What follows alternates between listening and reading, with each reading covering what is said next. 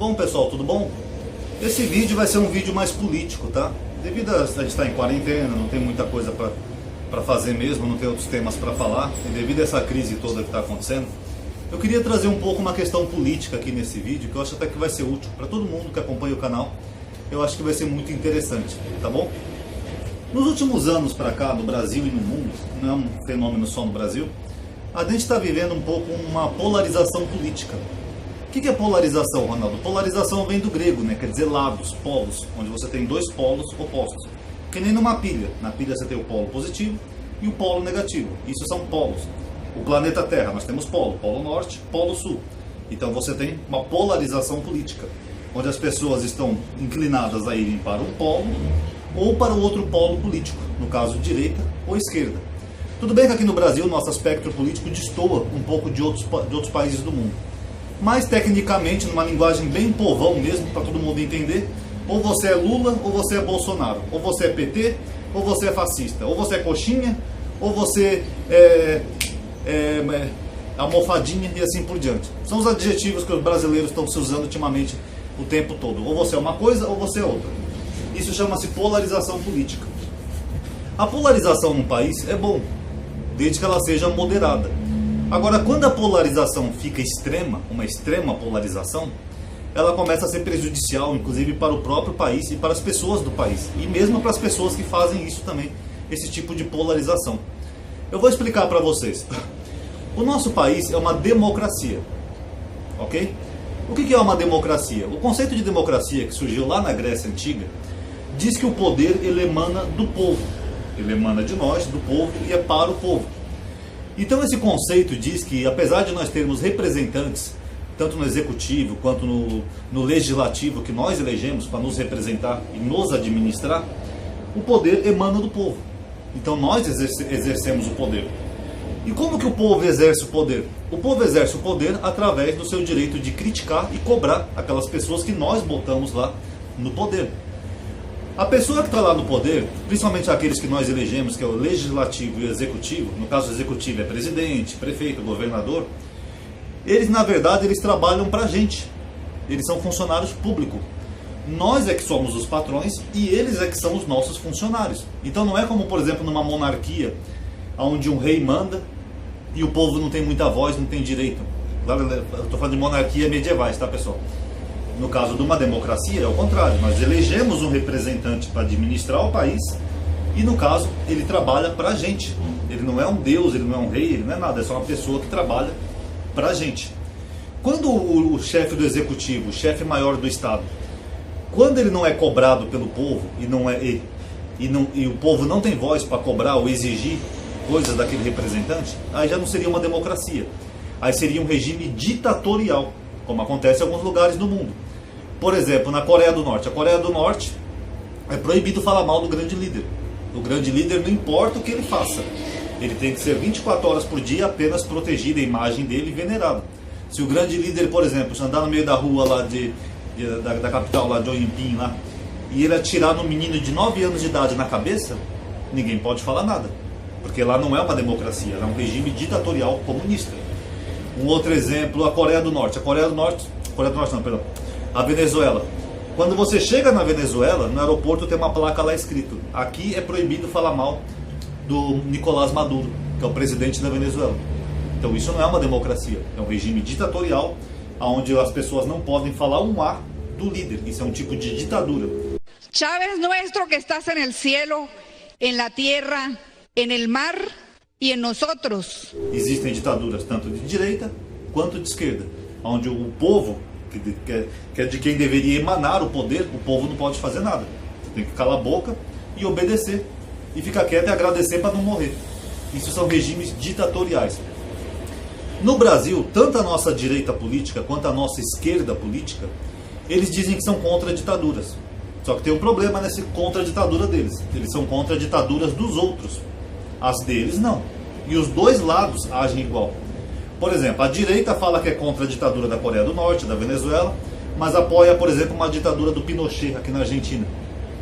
Também foi uma ditadura, mas eles apoiam porque é a ditadura do lado deles. Já a esquerda é o contrário. A esquerda critica a ditadura do Pinochet mas apoia a ditadura cubana, a ditadura venezuelana, a ditadura norte-coreana e assim por diante. Eu até mencionei aqui no canal uma vez, um tempo, um vídeo chamado assim, Psicologia do Grupo. Que a psicologia explica isso, né? Que o ser humano ele se divide em grupos diferentes. E aí quando alguma pessoa do outro grupo faz algo errado, a tendência é descer a lenha. Agora, quando alguém do meu grupo faz algo errado, a tendência é passar a mão na cabeça. Ainda que seja exatamente a mesma coisa. Isso é psicológico até. Isso eu falei naquele vídeo, eu dei até um exemplo de racismo, né, que aconteceu. Falei naquele vídeo. Quando é um racista do outro, a gente critica. Quando é um racista do meu lado, eu vou passar a mão na cabeça, mesmo sendo a mesma coisa. E não é só racismo, é privilégios, corrupção, nepotismo. Quando é alguém do meu lado, eu passo a mão na cabeça. Quando é alguém do outro lado, eu relevo. Isso é psicologia de grupo. Então esse tipo de polarização política que nós estamos vivendo no Brasil, apesar dos dois lados falarem que são a favor da democracia, tanto as pessoas, por exemplo, que apoiam o presidente Bolsonaro, quanto as pessoas que são contra o presidente Bolsonaro, na verdade eles são gêmeos heterovigotos, são gêmeos opostos.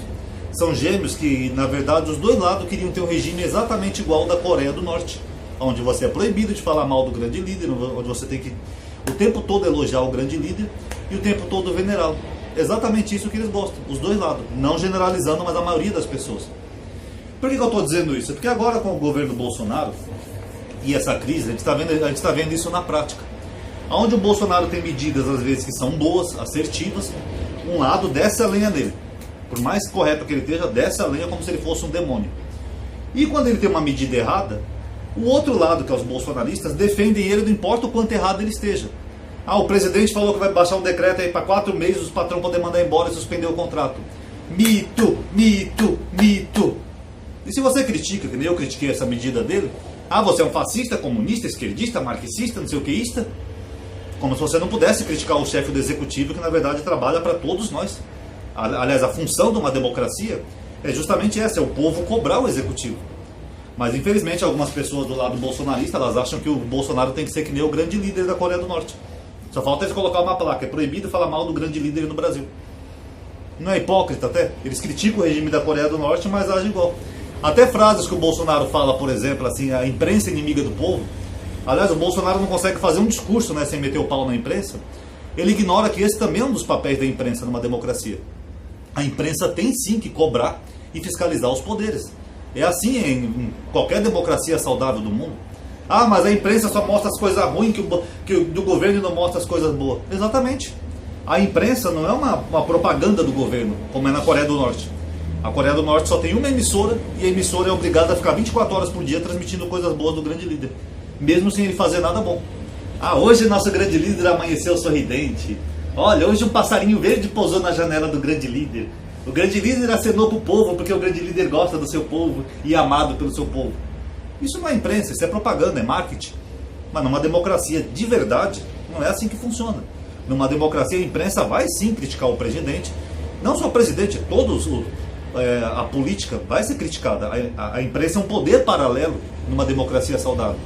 Só que o Bolsonaro, como ele ataca o tempo todo a imprensa, não só o Bolsonaro, mas os bolsonaristas, eles agem como se a imprensa tivesse que ser que nem a Coreia do Norte. Tivesse que ficar 24 horas por dia falando que o Bolsonaro é lindo, maravilhoso, cheiroso.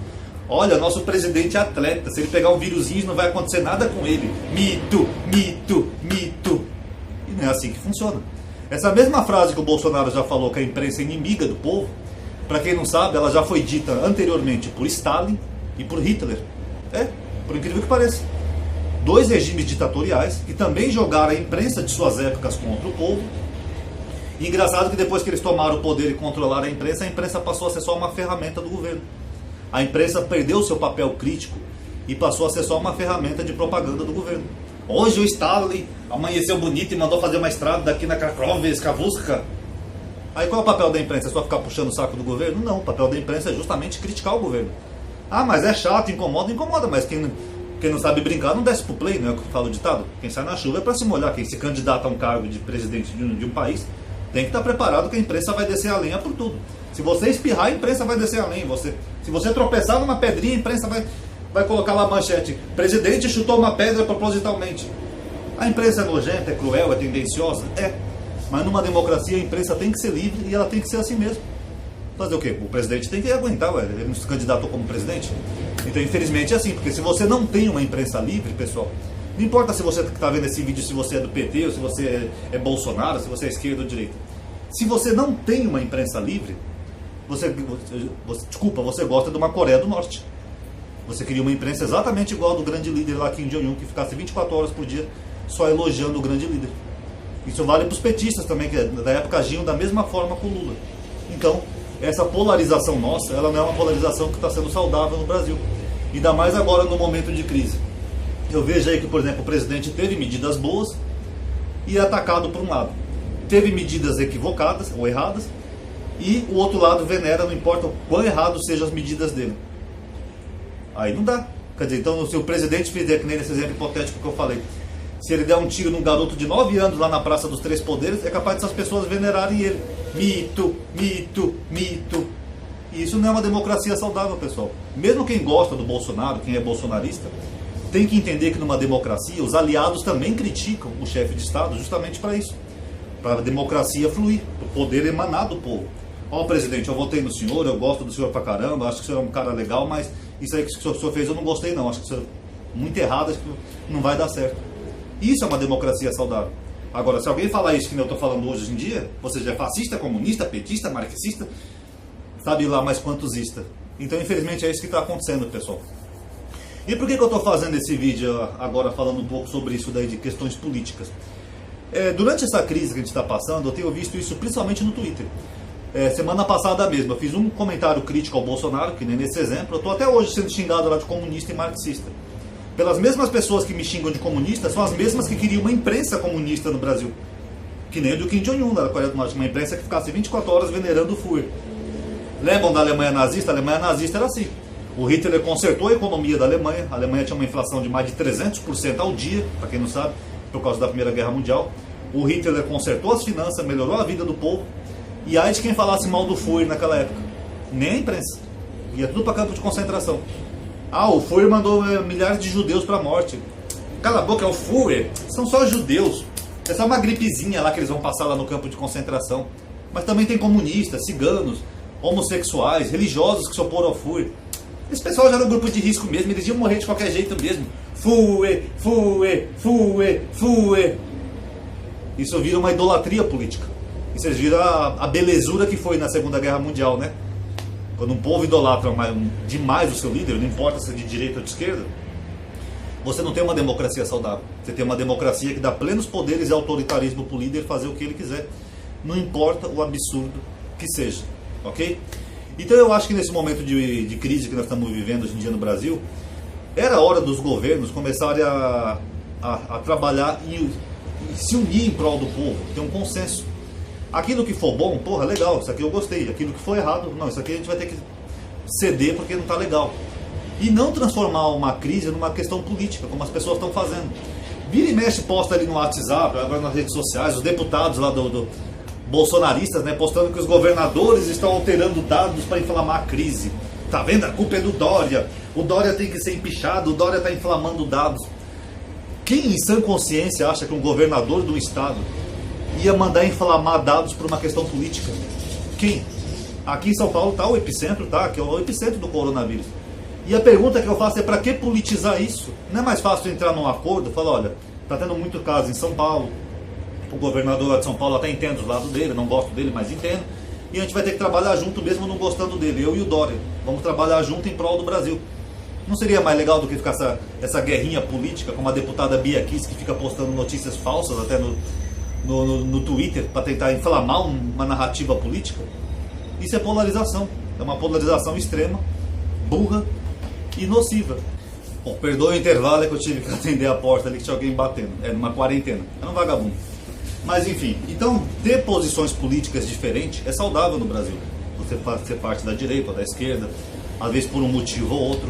Não quer dizer, por exemplo, que a pessoa que é da direita é fascista só porque tem mais simpatia por ideias de direita. Também não quer dizer que quem é da esquerda é comunista, só porque tem mais simpatias por algumas pautas da esquerda. Eu sempre falei que eu sempre fui de direita, né? Só que hoje em dia eu me defino mais como centro, porque aqui no Brasil a nossa direita e esquerda, elas destoam muito. Elas não são tão uniformes assim, né? Por exemplo, a direita aqui no Brasil fala que é liberal na economia e conservador nos costumes. Eu, no caso, eu sou mais liberal. Eu sou mais próximo do liberalismo clássico. Não esse meio liberalismo, que também a esquerda também pratica o meio liberalismo. Eu acho que a liberdade tem que ser total, no sentido do Estado não se intervir nas liberdades individuais do cidadão. O que você quer dizer, Ronaldo, com isso? O Estado ele tem funções específicas. Garantir segurança pública, educação, saúde, transporte, essas coisas.